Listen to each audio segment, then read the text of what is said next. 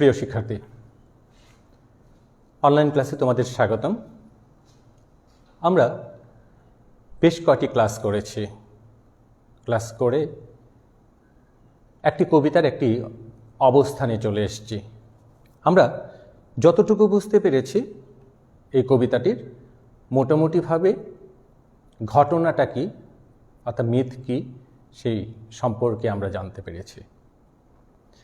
আমরা বিভীষণের প্রতি মেঘনাদ তোমাদের যে পাঠ্য কবিতাটি রয়েছে, যা মেঘনাদ বোধি কাব্য থেকে নেওয়া হয়েছে, সেই কবিতায় আমরা দেখতে পাচ্ছি যে মেঘনাদ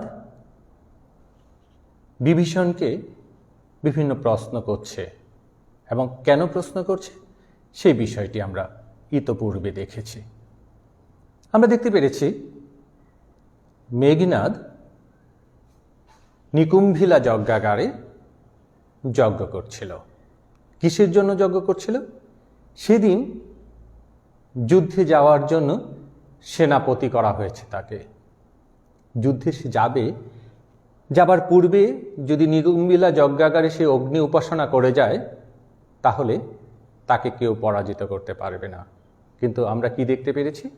সেখানে প্রবেশ করেছে কে? লক্ষণ, রামানুজ। রামের অনুজ ছিল সে। তাকে সৌমিত্র কুমতি বলা হয়েছে, সুমিত্রার সন্তান বলে। সেই লক্ষণে প্রবেশ করেছে এবং লক্ষণে প্রবেশ করে নিরস্ত্র সেই মেঘনাদকে যুদ্ধের আহ্বান জানিয়েছে। যা দেখে মেঘনাদ বলেছিল যে এ অবস্থা দেখে লঙ্কার শিশুরাও হাসবে। কেমন বীর লক্ষণ? সত্যি প্রশ্ন জাগে। সেটি যদি রামায়ণের ভাষায় বলা হয় মেঘনাদকে আমরা রাক্ষস বলব, কিন্তু মেঘনাদ বধ যদি মহাকাব্যের আদলে বলা যায় তাহলে এখানে যে রাম লক্ষণকে পাব তারা হচ্ছে দৈব বলে শক্তিশালী, কিন্তু রাবণ, মেঘনাদ কিংবা বীরবাহু তাদেরকে পাব বীর দেশপ্রেমিক হিসেবে। আর প্রবাদী রয়েছে ঘরের শত্রু বিভীষণ। বিভীষণ ছিল বলেই রাম লক্ষণের এত সহজে জয়লাভ হয়েছে। সত্যি কথা বলতে কি, যদি নিকুম্ভিলা যজ্ঞ সমাপন করতে পারত তাহলে রাম লক্ষণের পক্ষে এই যুদ্ধে জয়ী হওয়ার কোনো সুযোগ ছিল না। আমরা দেখতে পেরেছি মেঘনাদ তার কাকাকে বলছে, চাচাকে বলছে, তুমি চেয়ে দেখো, তুমি দেখেছ যে এই বীর, অর্থাৎ তার নিজের কথা, মেঘনাদ তার নিজের কথা বলছে, আমার যুদ্ধ দেখেছ কার সাথে? মানবের সাথে, দেবতার সাথে।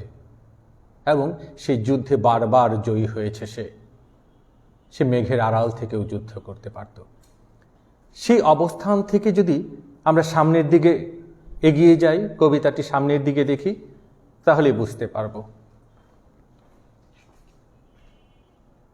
নিকুম্ভিলা যজ্ঞাগারে প্রগলভে পশিল দম্ভী, আজ্ঞা করো দাসে শাস্তি নরাধমে, তব জন্মপুরে তাত পদার্পণ করে বনবাসী। কি বলতে চাচ্ছে? নিকুম্ভিলা যজ্ঞাগারে প্রগলভে পশিল দম্ভী। দম্ভী শব্দটির দীর্ঘ ইকারটা কেটে দিলেই তোমরা বুঝতে পারবে দম্ভ যুগ ই দম্ভী। দম্ভ, দাম্ভিক যে জন। প্রগলভে আমি লিখে রেখেছি নির্ভীক চিত্তে, তোমাদের নোটটি দেওয়া আছে, নির্ভীক চিত্তে। অর্থাৎ লক্ষণ সেই নিকুম্ভিলা যজ্ঞাগারে যেখানে কারোর প্রবেশ করার কথা নয়, সেখানে লক্ষণী কিভাবে প্রবেশ করল? যদিও মেঘনাদ কিন্তু বুঝতে পেরেছিল তার কাকাকে দেখেই, দরজায় কাকাকে দেখেই বুঝতে পেরেছিল যে কি ঘটনা ঘটেছে। মায়াশ্রিত হয়ে এসেছে কে? এই লক্ষণ। আজ্ঞা করো দাসী, তুমি আমাকে আদেশ করো শাস্তি নরাধমে। নরেরও অধম সে কে? এই লক্ষণ, যে কিনা নিরস্ত্র মানুষকে বলে যুদ্ধ করার জন্য। সে কেমন বীর?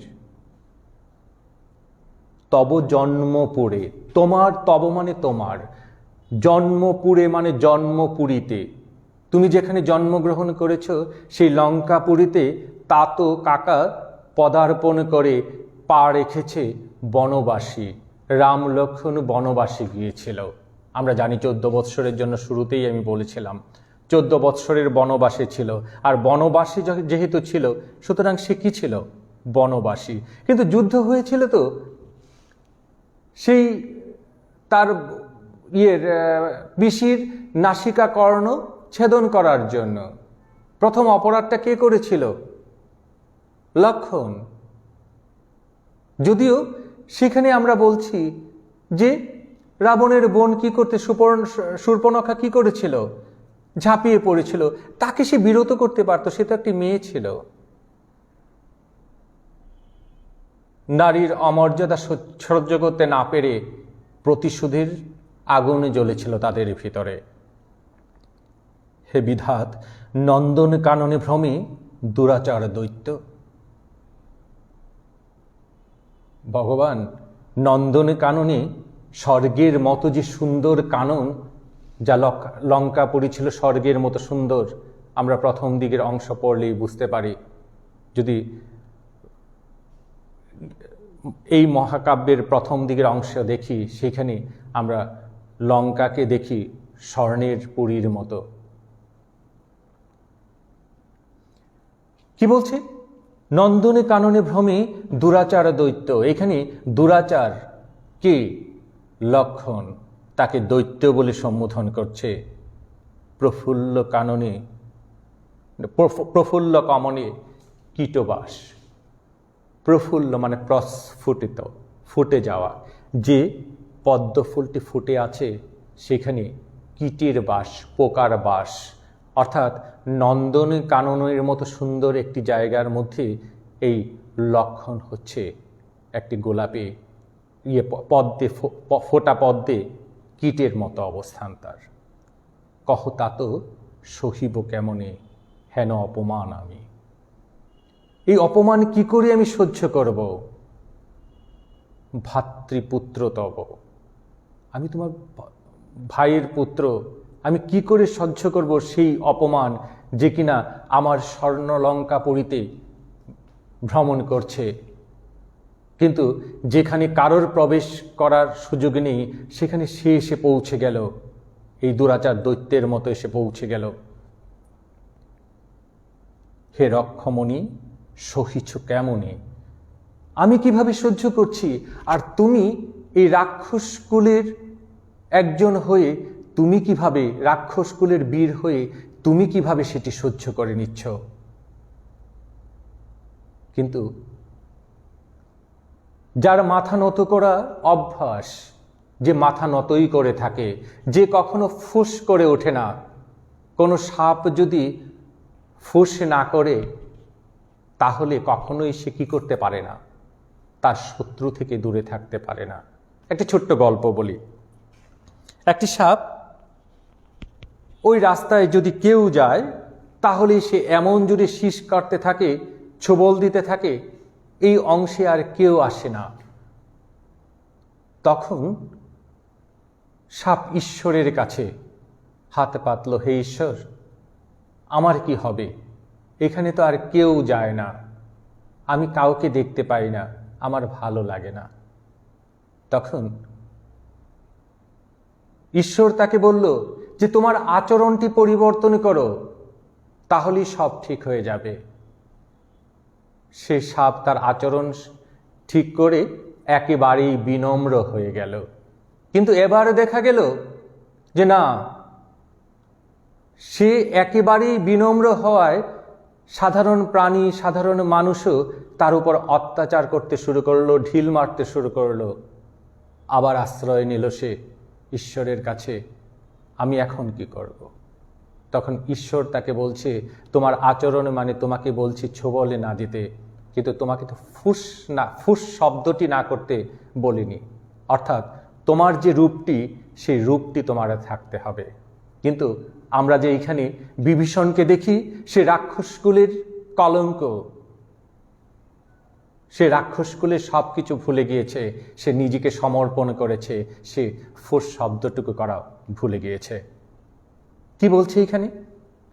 মহামন্ত্র বলে যথা নম্র শিরোফণি, মলিন বদন লাজে উত্তরিলা রথি, রাবণ অনুজ লক্ষ্মী রাবণ আত্মজে।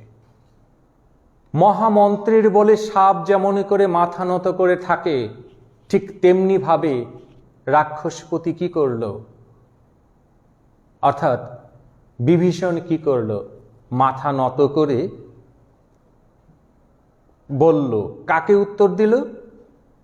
রাবণ আত্মজ, রাবণের সন্তানকে। আত্মজ মানে সন্তান।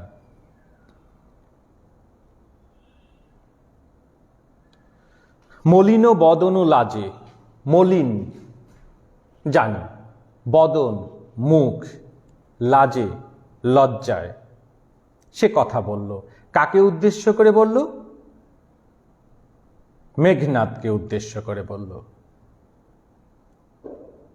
নহি দোষী আমি বৎস, বৃথা ভৎস মোরে তুমি। আমি তো কোনো দোষ করিনি, আমি দোষী নহি। নহি মানে নই, বৎস মানে সন্তান, প্রিয়জন, ভৎস মানে ভৎসনা করা, অপমান করা।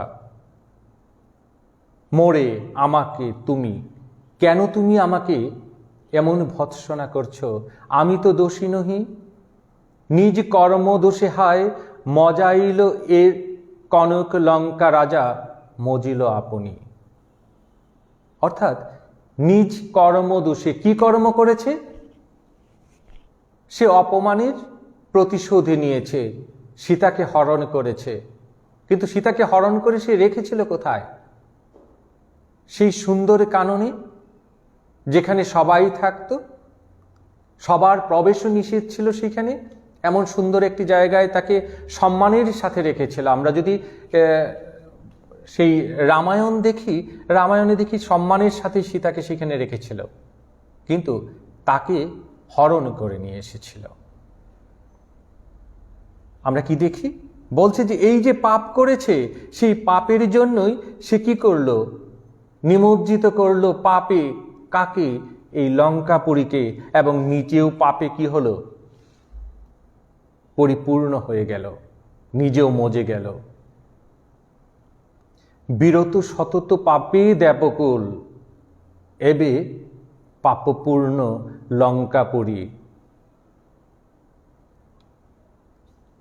কি বলছে? সবসময় দেবতারা কি করে? পাপ মুক্ত থাকে, তারা কখনোই পাপ করে না। আর পাপ করে না বিধায় তারা কি করে? তারা সব সময় মাথা উঁচু করে থাকতে পারে। অর্থাৎ পাপী তাপী যারা, তারাই আস্ফালনে করে, কিন্তু তাদের মনেরই ভিতরে ভয় থাকে। এখানে বিভীষণ বলছে যে রাজা, লঙ্কাপুরীর যে রাজা রাবণ, সেই রাবণ পাপ করেছে, কিন্তু দেবতারা কখনো পাপ করে না। এর জন্যই লঙ্কাপুর পূর্ণ লঙ্কাপুরী। এর জন্যই আজকে পাপে পূর্ণ হয়ে গেছে লঙ্কাপুরী। প্রলয়ে যেমতি বসুধা। প্রলয় মানে কি? প্রচণ্ড ঝড়, ঝঞ্ঝা, প্রাকৃতিক দুর্যোগ। প্রাকৃতিক দুর্যোগের সামনে যখন কোনো দেশ পড়ে, তখন কিছুই করার থাকে না। যখন সুনামি হয়েছিল, চোখের সামনে ধ্বংস হয়ে যেতে থাকলো সব, কারোর কিছুই করার ছিল না। ঠিক তেমনিভাবে কাল সলিলে ডুবে যেতে থাকলো লঙ্কাপুরী। আমরাও দেখতে পাচ্ছি যে কাল সলিলে লঙ্কাপুরী ডুবে যাচ্ছে। সত্যি কি তাই? কালো রাত্রিতে যেমন করে পাকিস্তানিরা বাংলাদেশি মানুষের উপর ঝাঁপিয়ে পড়েছিল, তাদেরকে হত্যা করেছিল, বিভীষণের মতে ঠিক তারই জন্য, এই পাপের জন্য শাস্তি হচ্ছে লঙ্কাপুরীর।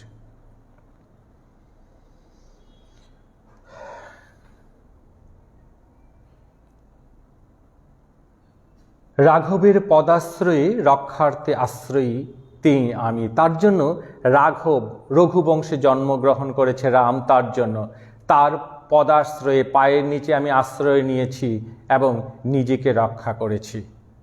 তিনি আমি, তার জন্য আমি। পরদোষে কে চাহে মজিতে? দোষ করেছে রাবণ, আমি কেন সেই দোষের ভাগী হতে যাব? রুশিলা বাসবত্রাস, খেপে গেল বাসবত্রাস।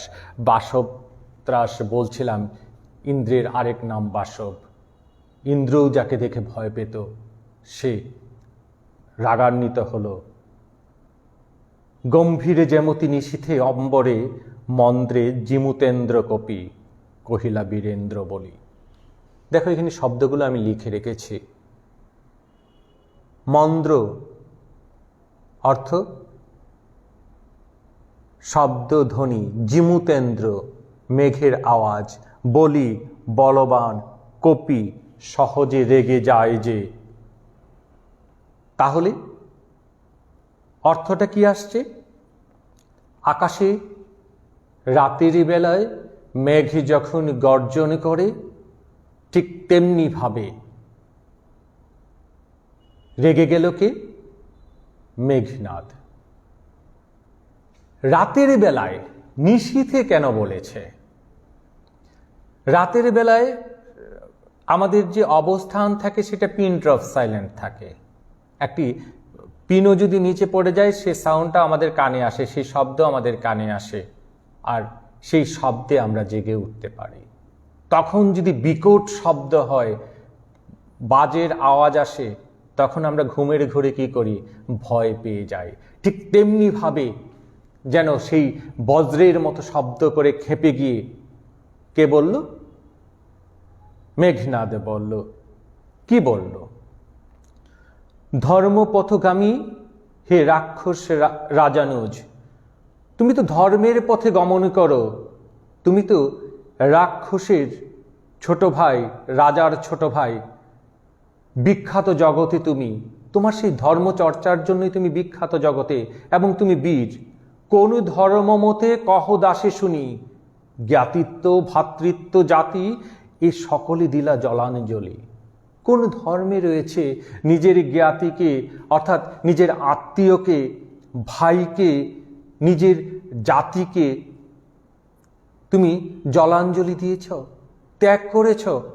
৭১ সেই মুক্তিযুদ্ধে যদি বাঙালিকে ত্যাগ করে দিত, ভাই যদি ভাইকে ত্যাগ করত, তাহলে কি হতো? তখনও কিন্তু আমরা সেই রকম বিভীষণের মতো মানুষ পেয়েছি, রাজাকার আলবদর আলসামসদেরকে পেয়েছি। ঠিক তেমনিভাবে যুগের পর যুগ, জীবনের পর জীবন এরকম বিভীষণরা বেঁচে থাকবেই, এবং বিভীষণরা বেঁচে আছে বলেই আমরা সত্যকে সুন্দর করে দেখতে পারি। জেনে রাখবে, যারা বিভীষণ থাকে তারা সমাজে সবসময় ঘৃণিত,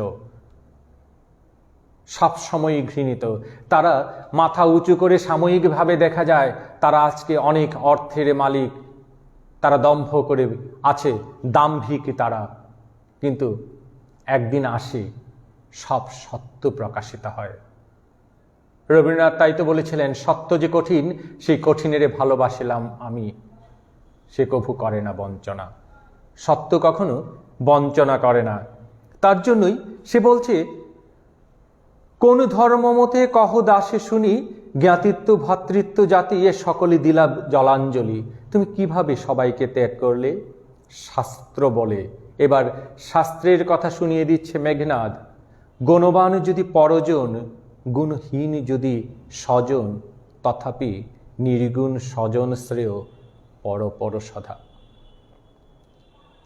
অর্থাৎ যদি পরলোক অন্য কেউ গুণবান হয়, গুণবতী হয়, তাকে নয়। যদি গুণহীন হয় আমার আত্মীয় স্বজন, তাকে আমি আঁকড়ে পড়ে থাকব, কারণ সেই স্বজনই কিন্তু সর্বদা আমার প্রিয়। এটি ধর্মশাস্ত্র বলে। এ শিক্ষা হে রক্ষবর কোথায় শিখিলে? তুমি যে এই জাতিত্ব, ভ্রাতৃত্ব, জ্ঞাতিত্ব সব বিসর্জন দিয়েছ, তুমি কোথায় শিখেছ? কিন্তু বৃথা গঞ্জি তোমায়। শুধু শুধু তোমাকে সেই কথা বলছি, কোনো লাভ নেই সেই কথা বলে। তুমি যাদের সাথে আজকাল চলছো তাদের কাছে তো তুমি শিক্ষা পাওনি, সেই সাধারণ মানবের পদাশ্রয়ে তুমি আশ্রয় নিয়েছ। সুতরাং তোমার কাছে আমি কি বলবো, যে কিনা নিজের জাতিকে অস্বীকার করে, যে কিনা বীর জাতি রাক্ষসকে অস্বীকার করে সাধারণ মানবের পদাশ্রয়ে আশ্রয় নিয়েছে, তার কথা বলাই বাহুল্য। তাকে কি আর বলা যাবে? শুধু শুধু তাকে আর গঞ্জনা দিচ্ছি না। হেন সহবাসে হে পিতৃব্য বর্বরতা কেন না শিখিবে? তুমি যাদের সাথে চলছো হে পিতার সমতুল্য, তুমি কেন না বর্বরতা শিখিবে? তুমি তো তাদের কাছ থেকেই বর্বরতা শিখবে। তুমি তো সব কিছুই ছেড়ে দেবে তাদের জন্য, কারণ তারা তো তোমাকে সঠিক শিক্ষা দিতে পারবে না, শাস্ত্রের শিক্ষা দিতে পারবে না, ধর্মের শিক্ষা দিতে পারবে না। গতি যার নিঃসহ নিজ সেই দুর্মতি। গতি যার নিজ সহ, এখানে নিজ অর্থ কি? নিজ হচ্ছে হীন। যে হীনদের সাথে চলে, নিকৃষ্টদের সাথে চলে, সে অসৎ মন্দ বুদ্ধি হবে, সেটিই তো স্বাভাবিক। আমরা মেঘনাদবধ কাব্যের, বিশাল কাব্যের এইখানে কিছুটা অংশ আমরা পেয়েছি, কিন্তু এখানে যতটুকু পেয়েছি তাতে আমরা কি দেখতে পাই? যে বাসবত্রাস মেঘনাদ সে বিভীষণের সাথে কথা বলছে। কেন কথা বলছে? নিকুম্ভিলা যজ্ঞাগারে সে যজ্ঞ করছে, তার মধ্যে লক্ষ্মণ এসে উপস্থিত হলো। সেখানে লক্ষ্মণ এসে তাকে যুদ্ধ করার আহ্বান জানালো নিরস্ত্র মানুষটিকে। সেখানেও সে কি করেছিল? আঘাত করেছিল। সেই বনবাসী লক্ষ্মণ কিন্তু মূর্ছা গিয়েছিল। সেখান থেকে সে চেয়েছিল দ্রুত গিয়ে অস্ত্র এনে তার বিরুদ্ধে যুদ্ধ ঘোষণা করবে। তার মানে কার? লক্ষ্মণের বিরুদ্ধে। তোমরা একটা জিনিস খেয়াল করো, লক্ষণ বানানটি কিন্তু তোমরা ভুল করো। এনে ক্ষীয় আছে ক যুগ মূর্ধন্য ষ, তারপরে ম, তারপরে স্বাভাবিকভাবে দন্তন না হয়ে মূর্ধন্য হবে। রি রস, তারপরে কবর্গ পবর্গ অন্তস্তজ অন্তস্তয় হ অনুসার যদি থাকে তাহলে তারপরে দন্তন না হয়ে মূর্ধন্য হয়। পবর্গের ম, তার জন্য মূর্ধন্য হয়েছে।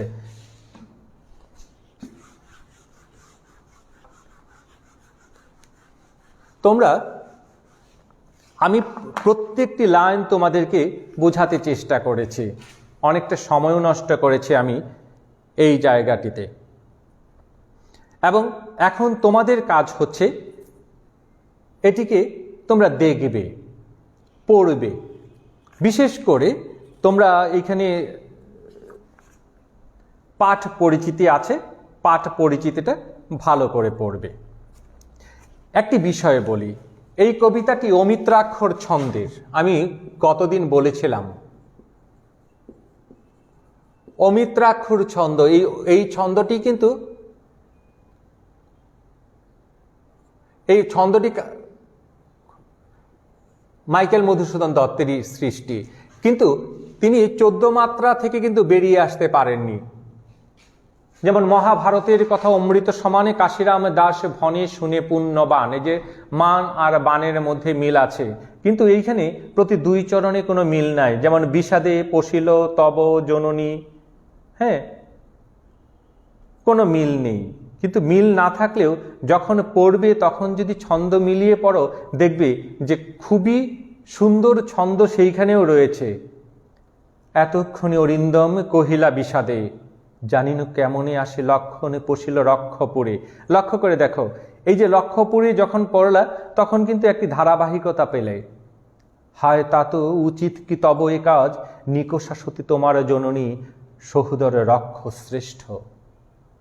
লক্ষ্য করে দেখো, যেখানে দাড়ি অর্থাৎ পূর্ণ ছেদনীগুলো রয়েছে, দাড়ি প্রশ্নবোধক আশ্চর্য সূচক এই ছেদনগুলো রয়েছে, সেইখানে যখনই তুমি এসে থামবে দেখবে তার অর্থটা খুব সহজেই তুমি বুঝতে পারছো, আর শব্দগুলোর অর্থগুলো আগে দেখে নেবে।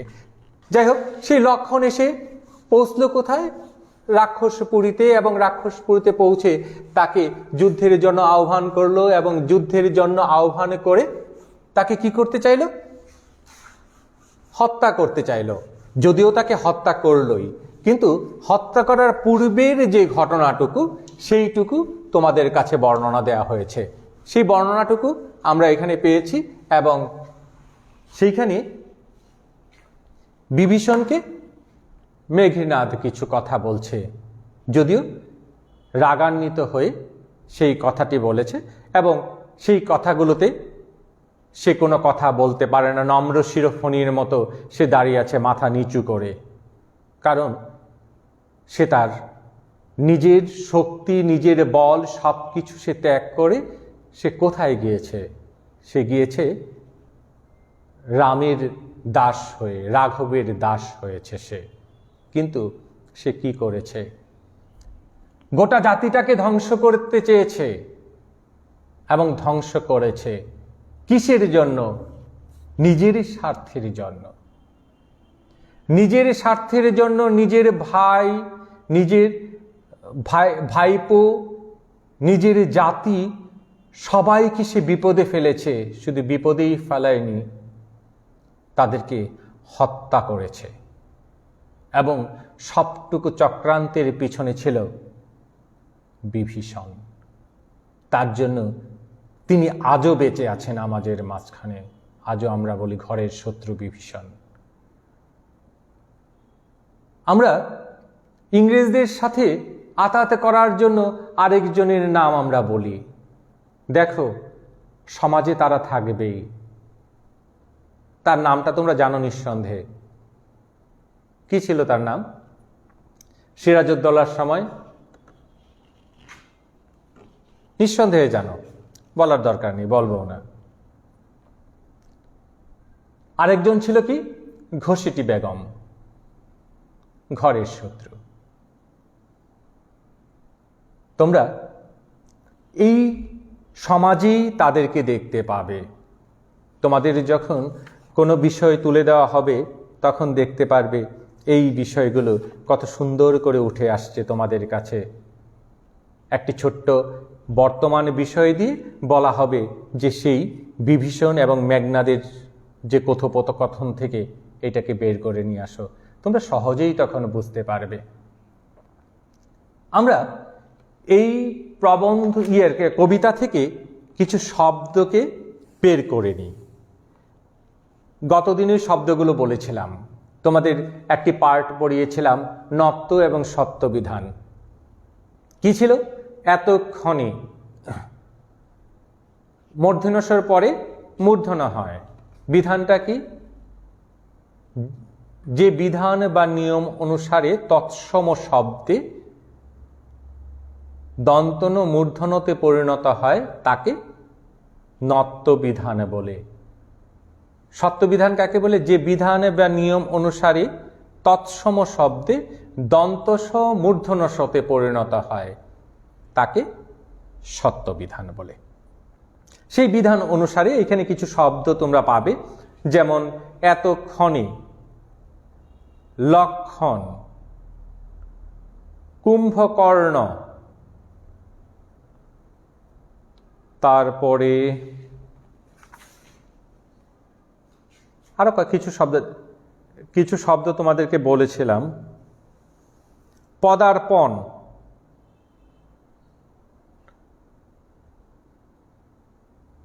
গুণ স্বাভাবিকভাবে আসছে গুণহীন, এই যে মূর্ধন্য। নির্গুণ, এটা ওই যে মূর্ধন্যটা ইয়ে আর কি, যে গুণ স্বাভাবিকভাবেই মূর্ধন্য হয়, তার জন্য সেইভাবে আসছে। এই শব্দগুলো তোমরা দেখে নেবে, ভালো করে পড়বে। এইখানে শব্দার্থ এবং টিকা দেয়া আছে, সেগুলো একটু ভালো করে দেখবে। সর্বোপরি পাঠ পরিচিতি পড়ার পরে তোমাদের শেষ হবে। এখন তোমাদের একটি প্রশ্ন থাকতে পারে, স্যার মাত্রা কি? মাত্রা হচ্ছে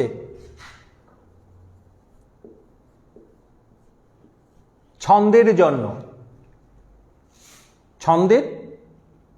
ছন্দ নির্ণয়ের জন্য যে ক্ষুদ্রতম এককটি ব্যবহার করা হয় সেটি হচ্ছে মাত্রা। যেমন আমি তোমাদের খুব পরিচিত একটি ছড়া বলি, ধরো ছিপ খান তিনদার, তিনজন মাল্লা। লক্ষ্য করে দেখো, ছিপ খান তিনদার, তিনজন মাল্লা। এখন এই যে দাগ দিলাম, সেই দাগগুলো হচ্ছে অক্ষর। এগুলো অক্ষর। অক্ষর কি তাহলে?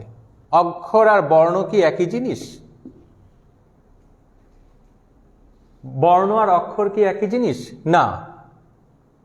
আমি কণ্ঠে যা সাউন্ড করছি, তা যখন লিখছি, সেটি হচ্ছে বর্ণ। কিরকম? অ, আ, ই, উ, এইগুলো হচ্ছে বর্ণ। আর অক্ষর কি? এটা হচ্ছে ধ্বনির লিখিত রূপ। আর অক্ষর হচ্ছে নিঃশ্বাসের ক্ষুদ্রতম প্রয়াসে একটি শব্দের যতটুকু উচ্চারিত হয় তাকে অক্ষর বলে। যেমন আমার, আমার, এখানে আ আছে, মার আছে। এখন দুইটা দুই ধরনের চিহ্ন। আটা হচ্ছে অর্ধচন্দ্রের মতো, আর এটি হচ্ছে কষির মতো। আমাদের আটা হচ্ছে অর্ধচন্দ্রের মতো, আর ওইটি হচ্ছে কষির মতো। এটিকে বলা হয় যুগ্ম ধ্বনি বা বদ্ধাক্ষর, আর এটিকে বলা হয় মুক্তাক্ষর, অযুগ্ম ধ্বনি।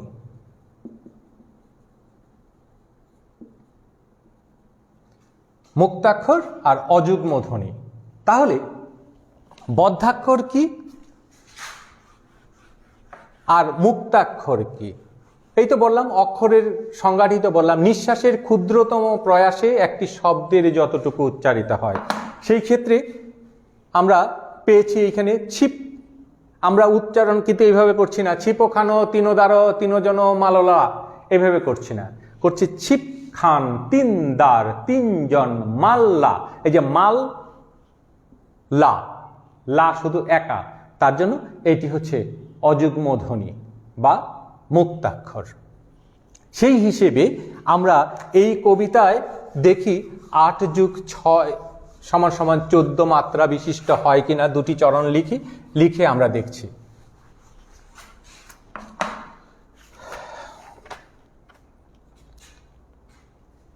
এতক্ষণে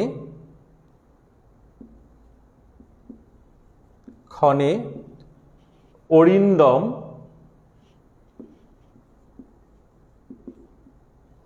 দম কহিলা বিষাদে।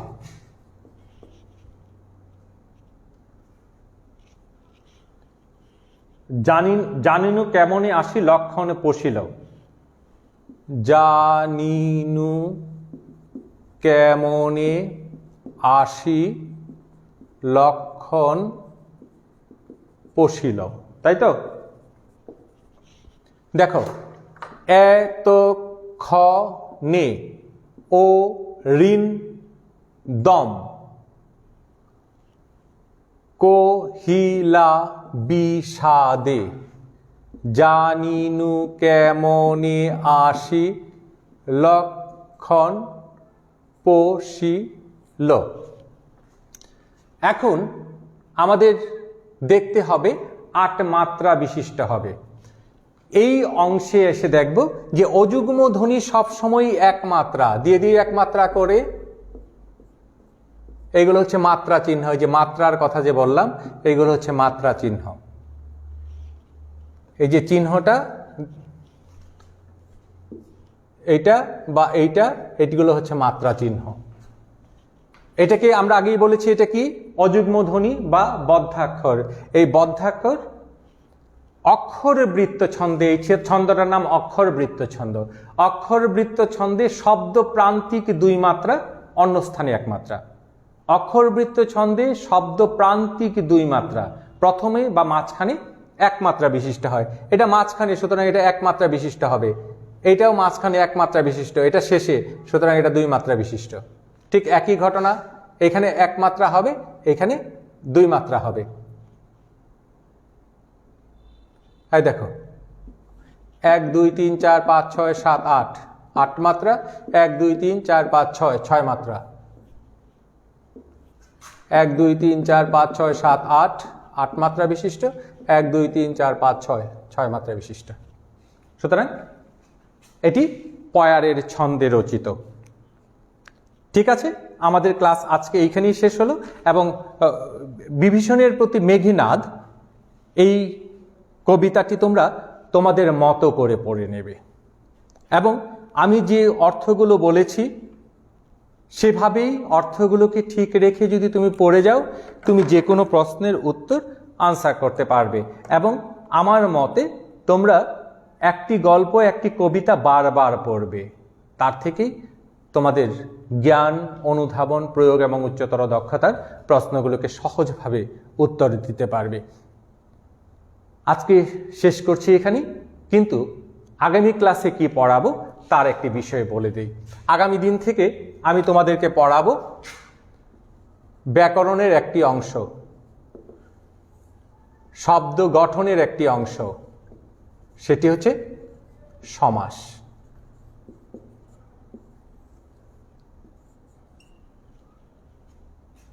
সমাস পড়াবো।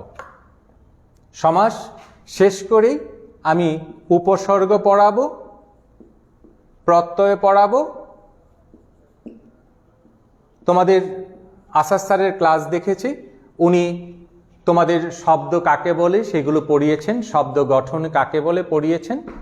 আমি পড়াবো সেই শব্দ গঠনের যে ভাগগুলো রয়েছে সেই ভাগগুলো বিশ্লেষণ। তোমাদের বাক্যের সংজ্ঞা পড়িয়েছেন, হয়তো বাক্যের আরেকটি ক্লাসে তোমাদের বাক্যের পরের অংশটুকু, সংজ্ঞামূলক অংশটুকু পড়াচ্ছেন। আমি সেই বাক্যের অংশে এসে তোমাদের বাক্য রূপান্তর কিভাবে করা হয় সেটি দেখাবো। সবাই ভালো থাকবে, সুস্থ থাকবে, ঘরে থাকবে। আমরা কিন্তু দেখতেই পাচ্ছি দ্বিতীয় প্রবাহ আবার চলে এসছে। প্রতিদিন মৃত্যুর সংখ্যা বাড়ছে, প্রতিদিন বাড়ছে আমাদের আক্রান্তের সংখ্যা। ভালো থাকবো, সুন্দর থাকবো, বারবার হাত ধোবো এবং যদি প্রয়োজন না হয় বাইরে যাব না, এবং যদি বাইরে যাই মাস্ক ব্যবহার করব। ধন্যবাদ সবাইকে, ভালো থাকো, সুস্থ থাকো।